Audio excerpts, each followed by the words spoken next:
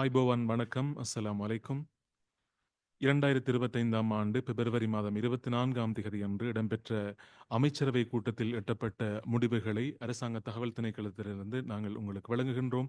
இன்றைய அமைச்சரவை கூட்டத்தின் முடிவுகளை அறிவித்தார்கள் அமைச்சரவை பேச்சாளர் டாக்டர் நலிந்த ஜாயதிசா அவர்கள், சுகாதார மற்றும் வெகுஜன ஊடக அமைச்சர் அவர்கள், அதோடு அரசாங்க தகவல் திணைக்களத்தின் பணிப்பாளர் நாயகம் HSKJ பண்டாரா அவர்களும் இணைந்திருந்தார்கள் என்பதை நாங்கள் இந்த வேளையிலே ஞாபகப்படுத்திக் கொள்கின்றோம். குறிப்பாக முதலாவது அமைச்சரவை முடிவு கொழும்பு துறைமுக நகர அபிவிருத்தி கருத்திட்டத்தின் கருத்திட்ட முகாமைத்துவ அலகின் கால வரையறையை நீடித்தல் என்ற அமைச்சரவை தீர்மானம் எடுக்கப்பட்டிருக்கிறது.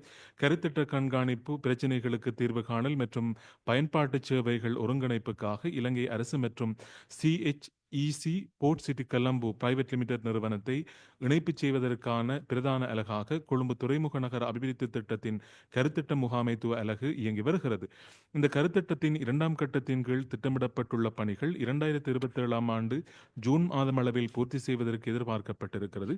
அதனால் கொழும்பு துறைமுக நகர அபிவிருத்தி கருத்திட்ட முகாமைத்துவ அலகின் மூலம் மேற்கொள்ளப்படுகின்ற கண்காணிப்பு மற்றும் ஒருங்கிணைப்பு பணிகளை தொடர்ச்சியாக மேற்கொள்ள வேண்டும் என அடையாளம் காணப்பட்டிருக்கிறது.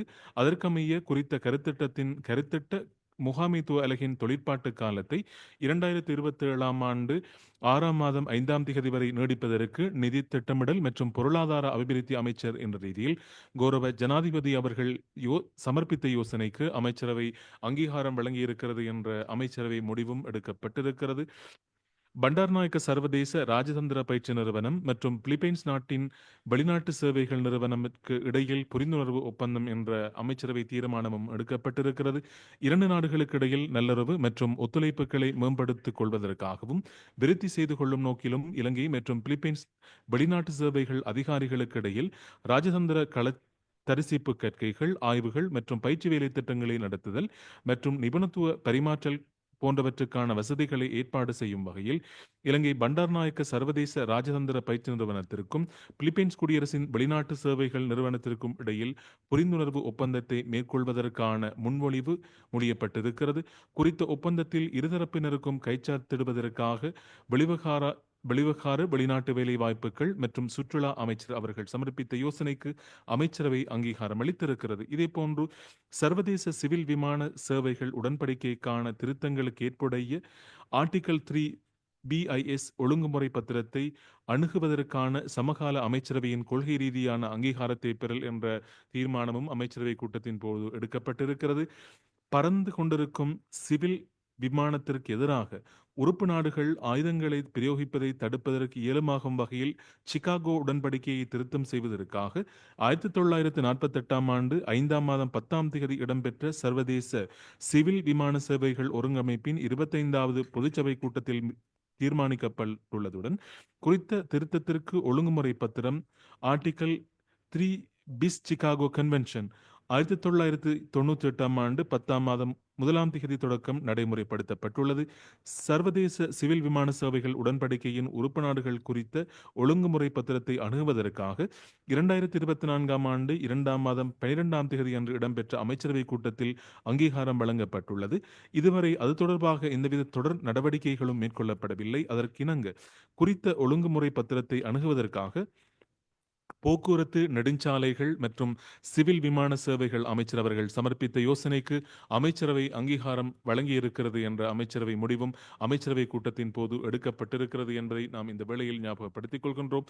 அதே போன்று சர்வதேச சிவில் விமான சேவைகள் நடவடிக்கைகளுடன் தொடர்புடைய சட்டவிரோத செயல்களை தடுப்பதற்கான சமவாயத்தை இலங்கையில் வலுவாக்கம் செய்தல் என்ற அமைச்சரவை முடிவும் அமைச்சரவை கூட்டத்தின் போது எடுக்கப்பட்டிருக்கிறது. கொலை, மோசமான உடற்காயங்களை ஏற்படுத்தல் அல்லது மோசமான தீங்குகளை ஏற்படுத்தும் நோக்கில் சிவில் விமான ஒன்றை பயன்படுத்தல், ஏதேனும் உயிரியல், ரசாயன அல்லது ஆயுதங்களை அல்லது பொருட்களை விடுவிப்பதற்காக சிவில் விமானத்தை பயன்படுத்தல், ஏதேனும் விமானத்தில் அல்லது சிவில் விமானத்திற்கு எதிராக பயன்படுத்தல் போன்ற செயல்கள் குற்றவியல் குற்றமாக குறிப்பிட்டு சர்வதேச சிவில் விமான சேவைகள் நடவடிக்கைகளுடன் தொடர்புடைய சட்டவிரோத செயல்களை தடுப்பதற்கான சமவாயம் பீஜிங் சமவாயம் 2010ஆம் ஆண்டு 9ஆம் மாதம் 10ஆம் திகதி பீஜிங்கில் இடம்பெற்ற விமான சட்டங்கள் தொடர்பான சர்வதேச மாநாட்டின் போது நிறைவேற்றப்பட்டது.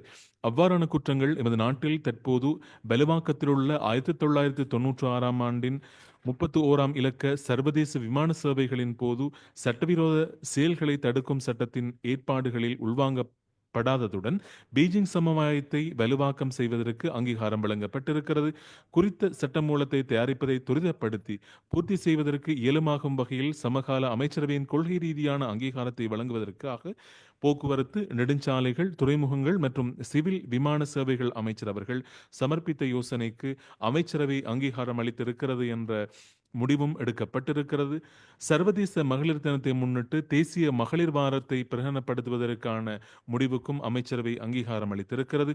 ஐக்கிய நாடுகள் சபையினால் 1977ஆம் ஆண்டு பங்குனி மாதம் 8ஆம் திகதி சர்வதேச மகளிர் தினமாக பிரகடனப்படுத்தப்பட்டிருக்கிறது. அன்று தொடக்கம் இன்று வரை ஐக்கிய நாடுகள் சபையின் அனைத்து உறுப்பு நாடுகளும் ஆண்டுதோறும் பங்குனி மாதம் 8ஆம் திகதி மகளிர் தினத்தை கொண்டாடுகிறது. இம்முறை சர்வதேச மகளிர் தினம் அனைத்து பெண்கள் மற்றும் பெண் பிள்ளைகளுக்காக உரிமைகள், சமத்துவம், வலுப்படுத்தல் என்ற தொனிப்பொருளில் கொண்டாடப்படுகிறது.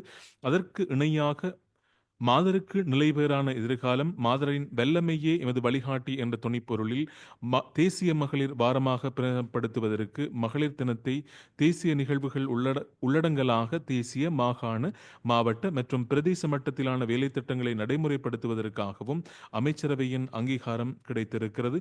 2025ஆம் ஆண்டு பங்குனி மாதம் 2ஆம் திகதி தொடக்கம் 8ஆம் திகதி வரை இந்த தேசிய மகளிர் வாரத்தை பிரகடனப்படுத்துவதற்கு மகளிர் மற்றும் சிறுவர் விவகாரங்கள் அமைச்சர் அவர்கள் சமர்ப்பித்த யோசனைக்கு அமைச்சரவை அங்கீகாரம் அளித்திருக்கிறது என்ற அமைச்சரவை முடிவும் எடுக்கப்பட்டிருக்கிறது. இலங்கைக்கும் பாகிஸ்தானுக்கும் இடையிலான நல்லுறவை கொண்டாடுவதற்காக முத்திரை வெளியிடுவதற்காக இலங்கை அஞ்சல் திணைக்களம் மற்றும் பாகிஸ்தான் அஞ்சல் நிறுவனத்திற்கு இடையில் புரிந்துணர்வு ஒப்பந்தமும் கைச்சாத்திடப்பட்டிருக்கிறது. இதற்கும் அமைச்சரவையின் அங்கீகாரம் வழங்கப்பட்டிருக்கிறது. இலங்கைக்கும் பாகிஸ்தானுக்கும் இடையில் 75 ஆண்டு நிறைவு நல்லுறவை முன்னிட்டு 2 நினைவு முத்திரைகளை வெளியிடுவதற்கு இருதரப்புகளும் உடன்பட்டிருக்கின்றன. அதற்கிணங்க இரு நாடுகளினதும் அஞ்சல் நிர்வாக நிறுவனங்களுக்கு இடையில் புரிந்துணர்வு ஒப்பந்தத்தில் கைச்சாத்திடுவதற்காக 2024ஆம் ஆண்டு 10ஆம் மாதம் 1ஆம் திகதி நடைபெற்ற அமைச்சரவை கூட்டத்தில் அங்கீகாரம் வழங்கப்பட்டது. உத்தேச புரிந்துணர்வு ஒப்பந்தத்திற்கு அமைய 2 நாடுகளிலும் வரலாற்று முக்கியத்துவம் வாய்ந்த பௌத்த வணக்கஸ்தலங்களை எடுத்துக்காட்டும் வகையில் முத்திரைகளை தயாரிப்பதற்கும் வெளியிடுவதற்குமாக 5000 முத்திரைகள் மற்றும் 2000 முதல் கவட்டுகளையும் இரு நாடுகளுக்கும் இடையில் பரிமாறிக்கொள்வதற்கும் இலங்கை அஞ்சல் திணைக்களம் மற்றும் பாகிஸ்தான் அஞ்சல் நிறுவனமும் உடன்பாடு தெரிவித்திருக்கிறது. குறித்த புரிந்துணர்வு ஒப்பந்தம் இதுவரை கைச்சாத்திடப்படாமையினால் அதற்கு சமகால அமைச்சரவின் கொள்கை ரீதியான அங்கீகாரத்தை பெற்றுக் கொள்வதற்கும் உத்தேச ஒப்பந்தத்தில் இம்மாத இறுதியில் கைச்சாத்திடுவதற்கும் சுகாதார மற்றும் வெகுஜன ஊடக அமைச்சர் அவர்கள் சமர்ப்பித்த யோசனைக்கு அமைச்சரவை அங்கீகாரம் அளித்திருக்கிறது. இதேபோன்று வறுமை ஒழிப்புக்காக பல்வித அணுகுமுறைகளை கொண்ட ஒருங்கிணைந்த வேலை திட்டமாக பிரஜா சக்தி வேலை திட்டத்தை நடைமுறைப்படுத்தல். தற்போது இலங்கையில் ஒட்டுமொத்த சனத்தொகையில் 6 பேரில் ஒருவர் பல்பரிமாண வறுமைக்குட்பட்டிருப்பதுடன், அதாவது மல்டி டைமென்ஷனல் பவர்ட்டிக்கு உட்பட்டிருப்பதுடன் குறிப்பிட்ட சனத்தொகையில் 95.3% கிராமிய மற்றும் பெருந்தோட்ட பகுதிகளில் வாழ்கிறார்கள். இலங்கையில் இதுவரை நடைமுறைப்படுத்தப்பட்டுள்ள வறுமை ஒழிப்பு வேலை திட்டங்களின் இறுதி பெறுவர்கள் பற்றி எந்தவொரு தரப்பினரும் திருப்தி அடையவில்லை என்பதை கருத்துக்கள் மூலம் காணக்கூடியதாக இருக்கிறது. கடந்த பல தசாப்தங்களாக வறுமை ஒழிப்பு நலனோன்புகை வேலை திட்டங்கள் மூலம் நிவாரணங்கள் வழங்கப்பட்டுள்ள பயனாளிகளின் எண்ணிக்கையும் அதற்காக செலவிடப்பட்டுள்ள நிதியும் படிப்படியாக அதிகரிக்கப்பட்டுள்ளது. 2000ஆம் ஆண்டில் 1.10 மில்லியன் பயனாளிகளுக்கும் 2010ஆம் ஆண்டில் 1.57 மில்லியன் பயனாளிகள் வரை அதிகரித்திருக்கிறது. 2024ஆம் ஆண்டில் 1.79 மில்லியன் பயனாளிகள் வரை அதிகரித்திருக்கிறது. இந்த நிலையை தொடர்ச்சியாக பேணிச் செல்வது நாட்டின் பொருளாதாரம் மற்றும் உற்பத்தி செயன்முறைக்கு பாதகமான விளைவுகளை ஏற்படுத்தும். அதனால் இடர்களுக்கு உள்ளாகக்கூடிய குழுவினரை மாத்திரம் முறை சார்ந்த சமூக பாதுகாப்பு வேலை திட்டத்தில் உள்வாங்குவதற்கும் ஏனையவர்களை பொருளாதார செயன்முறையில் முனைப்பான பங்காளர்களாக மாற்றுவதற்கும் படிப்படியாக முறையாக திட்டமிடப்பட்ட வேலை திட்டம் ஒன்றை அமுல்படுத்த வேண்டியுள்ளது. அதற்கிணங்க புதிய அரசின் கொள்கைகளுக்கான கமைய வளமான நாடு செழிப்பான வாழ்க்கை எனும் தொலைநோக்கு வெற்றி செயற்திட்டத்தை வெற்றிகரமான முறையில் நடைமுறைப்படுத்துவதற்கு இயலுமான வகையில் பலவிதமான அணுகுமுறைகளுடன் கூடிய ஒருங்கிணைந்த வேலை திட்டமாக பிரஜாசக்தி வேலை திட்டத்தை நடைமுறைப்படுத்துவதற்காக கிராம அபிவிருத்தி சமூக பாதுகாப்பு மற்றும் சமூக விளைவூட்டல் அமைச்சர் அவர்கள் சமர்ப்பித்த யோசனைக்கு அமைச்சரவையின் அங்கீகாரம் அளித்திருக்கிறது என்ற அமைச்சரவை முடிவும் அமைச்சரவை கூட்டத்தின் போது எடுக்கப்பட்டிருக்கிறது. குளியாப்பிட்டி நாரங்கல்ல பிரதேசத்தில் நிறுவப்பட்டிருக்கின்ற தொழில்நுட்பவியல் பாடத்திட்டத்திற்கான தேசிய கல்வியல் கல்லூரியின் விடுதி கட்டுமானம் பற்றிய அமைச்சரவை முடிவும் எடுக்கப்பட்டிருக்கிறது. உயர்தர பாடத்திட்டத்தில் தொழில்நுட்ப பாடவியல் பாட அலைகள் நடைமுறைப்படுத்தப்பட்ட பின்னர் ஏற்பட்டுள்ள ஆசிரியர் தேவையை பூர்த்தி செய்யும் நோக்கில் கொரிய அரசாங்கத்தின் உதவியோடு கீழ் தொழில்நுட்பவியல் பாடத்திற்கான தேசிய கல்வியல் கல்லூரியை நிறுவுவதற்கு 2017 ஆண்டில் அமைச்சரவை அங்கீகாரம் அளித்திருந்தது. குறித்த கல்வியியல் கல்லூரிக்கான விடுதியை நிர்மாணிப்பதற்காக திறந்த போட்டி விலை முறையை கடைபிடித்து ஒப்பந்தக்காரர்களை தெரிவு செய்வதற்காக 2024 ஆண்டு 3ஆம் மாதம் 4ஆம் திகதி அன்று இடம்பெற்ற அமைச்சரவை கூட்டத்தில் அங்கீகாரம் வழங்கப்பட்டது. அதற்கிணங்க விலை மனுக்கள் கோரப்பட்டுள்ளதுடன் 12 விலை மனுக்கள் கிடைக்கப் பெற்றுள்ளன. அமைச்சரவையினால் நியமிக்கப்பட்டுள்ள நிரந்தர பெருகை குழுவின் விதந்துரைக்கு அமைய விடுதி கட்டடத்தை நிர்மாணிப்பதற்கான விவரங்களுடன் கூடிய குறைந்த விலை மனுதாரனான இன்டர்நேஷனல் கன்ஸ்டோரியம் பிரைவேட் லிமிடெட் நிறுவனத்திற்கு கல்வி உயர்கல்வி மற்றும் தொழிற்கல்வி அமைச்சராக கௌரவ பிரதமர் அவர்கள் சமர்ப்பித்த யோசனைக்கு அமைச்சரவை அங்கீகாரம் அளித்திருக்கிறது என்ற அமைச்சரவை முடிவும் அமைச்சரவை கூட்டத்தின் போது எடுக்கப்பட்டிருக்கிறது என்பதை நாங்கள் இந்த வேளையிலே ஞாபகப்படுத்திக் கொண்டு ஸ்ரீலங்கன் விமான சேவையின் விமானங்களுக்கான எரிபொருள் விநியோக ஒப்பந்தங்களை வழங்குதல் பாரிஸ், கென்டன், டாக்கா, துபாய், கெனன் ஐலண்ட், ஜெடான் மற்றும் இந்தியாவின் பெங்களூரு, கொச்சின், சென்னை, புதுடில்லி, மதுரை, மும்பை, திருவனந்தபுரம், திருச்சிராப்பள்ளி போன்ற சர்வதேச விமான நிலையங்களில் ஸ்ரீலங்கன் விமான சேவையின் விமானங்களுக்கான எரிபொருள் விநியோகத்திற்கான ஒப்பந்தத்தை வழங்குவதற்கு சர்வதேச மட்டத்தில் போட்டி விலைமுறை கோரப்பட்டிருக்கிறது. அதற்கமைய உயர்மட்டத்திலான நிரந்தர பெருகை குழுவின் விதந்துரைக்கு அமைய கீழ் குறிப்பிட்டுள்ள 2 ஆண்டுகளுக்கு குறித்த ஒப்பந்தத்தை வழங்குவதற்கு நிதி திட்டமிடல் மற்றும் பொருளாதார அபிவிருத்தி அமைச்சராக கௌரவ ஜனாதிபதி அவர்கள் வழங்கிய யோசனைக்கு அமைச்சரவை அங்கீகாரம் அளித்திருக்கிறது.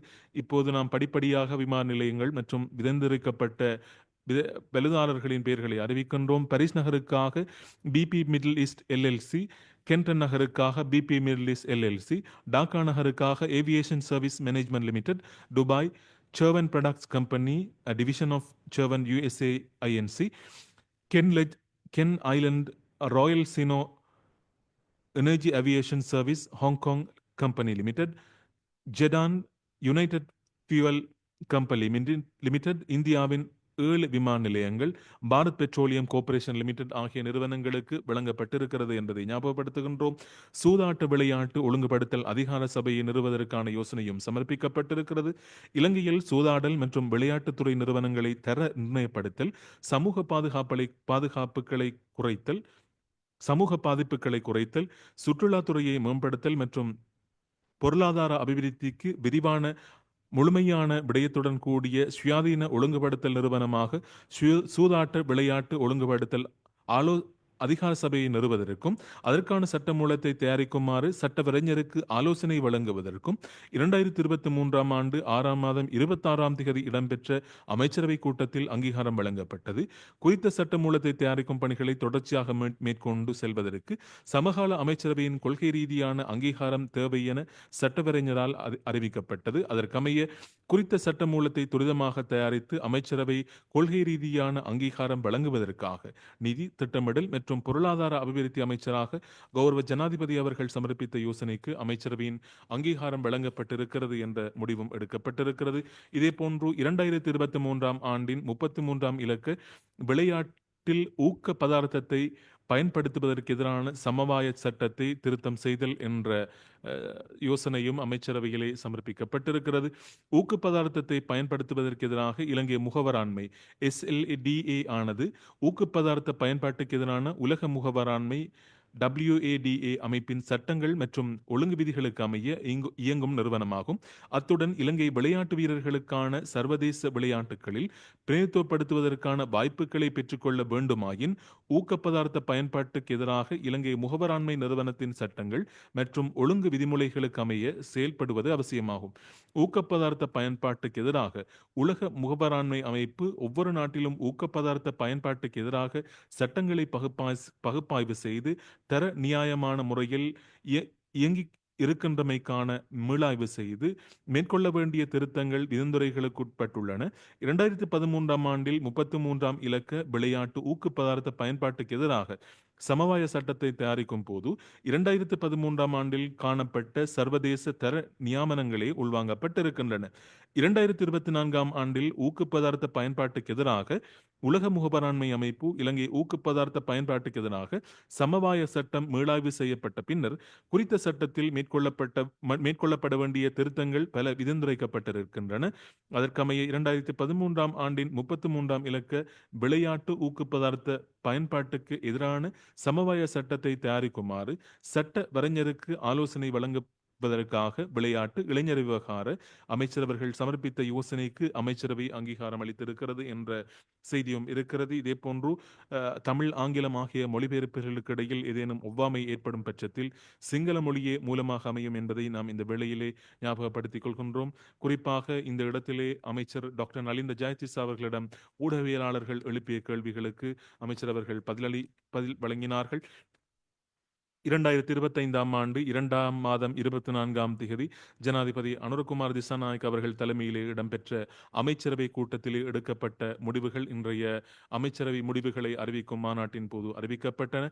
அமைச்சரவை பேச்சாளர் டாக்டர் நலிந்த ஜாய்திஸ் அவர்கள், சுகாதார மற்றும் வெகுஜன ஊடக அமைச்சர் அவர்கள், அதே போன்று அரசாங்க தகவல் திணைக்களத்தின் பணிப்பாளர் நாயகம் SKJ பண்டாரா அவர்களும் கலந்து கொண்டார்கள். இத்தோடு தமிழ் மொழி மூலமான அமைச்சரவை முடிவுகளை அறிவிக்கும் மாநாட்டிலிருந்து நாமும் விடைபெற்றுக் கொள்ளும் நான் ஃபசான் நவாஸ். நன்றி, வணக்கம், ஐபோவன், அஸ்ஸலாமு அலைக்கும்.